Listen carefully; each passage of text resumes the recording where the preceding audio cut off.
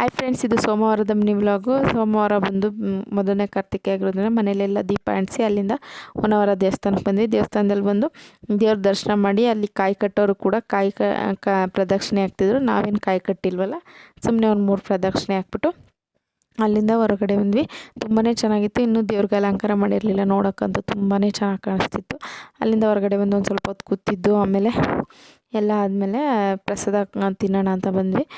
ಪ್ರಸಾದಕ್ಕೆ ಅಲ್ಲೇ ನಾವೇ ಹಾಕೋಬೇಕಿತ್ತು, ಎಷ್ಟು ಬೇಕಷ್ಟು ಪ್ರಸಾದನೂ ಕೂಡ ನಾವೇ ಹಾಕ್ಕೊಂಡು ತಿನ್ನೋ ಥರ. ಬೇಕು ಅಂದರೆ ಸೇವೆ ಥರ ನಾವು ಮಾಡ್ಬೋದು.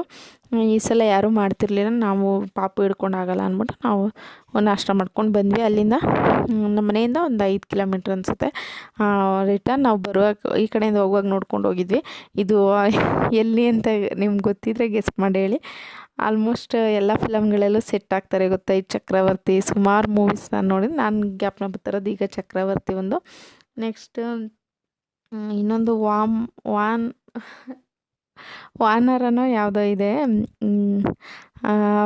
ಧನ್ವೀರ್ದವ್ರದ್ದು ಆ ಮೂವಿದು. ಆಮೇಲೆ ಜಾನಿ ಮೇರಾ ನಾಮ್ ಪ್ರೀತಿ ಮೇರಕ್ಕ ಆ ಮೂವಿ ಇಲ್ಲೇ ಎಲ್ಲ ಸೆಟ್ಟು ಚೆನ್ನಾಗಿತ್ತು ತುಂಬಾ. ಯಾರೂ ಇಲ್ಲ ಅಂದ್ಬಿಟ್ಟು ಹೋದ್ವಿ. ಅಲ್ಲಿ ಯಾರು ವಾಚ್ಮೆನ್ ಕೂಡ ಇರಲಿಲ್ಲ ಕೇಳೋಕ್ಕೆ. ನಮ್ಮ ಮನೆಯಿಂದ ಏನು ಜಾಸ್ತಿ ದೂರ ಇರಲಿಲ್ಲ.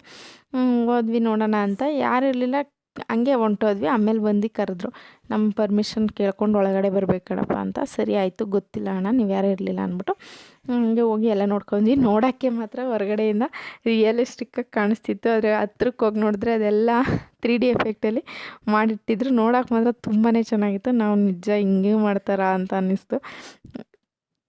ಇದು ಒಂದು ಸೀಮೆಣ್ಣೆ ಅಂಗಡಿ. ಇದು ಕ್ಯಾನ್ಗಳೆಲ್ಲ ನೋಡಿದ್ರೆ ನಮಗೆ ಆಗಿನ ಕಾಲದಲ್ಲಿ ನಾವು ಸೀಮೆಣ್ಣೆಗೆಲ್ಲ ನಿಂತ್ಕೋತಾ ಇದ್ದಿದ್ದಾಗೆಲ್ಲ ಇದ್ದದ್ದು ಆ ಥರ ಇತ್ತು. ಅಲ್ಲಿಂದ ಬಂದ್ವಿ, ಒಂದು ಸ್ವಲ್ಪ ಹೊತ್ತು ರೆಸ್ಟ್ ಮಾಡಿ ಮಧ್ಯಾಹ್ನದ ಊಟಕ್ಕೆ ಮೊಳಕೆ ಕಟ್ಟು ಸಾರು ಮಾಡಿ ಮುದ್ದೆ ಮಾಡಿದೆ.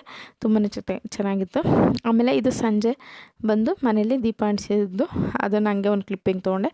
ಈ ವಿಡಿಯೋ ಇಷ್ಟ ಆದರೆ ಲೈಕ್ ಮಾಡಿ, ಶೇರ್ ಮಾಡಿ, ಹಾಗೆ ಸಬ್ಸ್ಕ್ರೈಬ್ ಆಗೋದನ್ನ ಮರಿಬೇಡಿ. Thanks for the watching.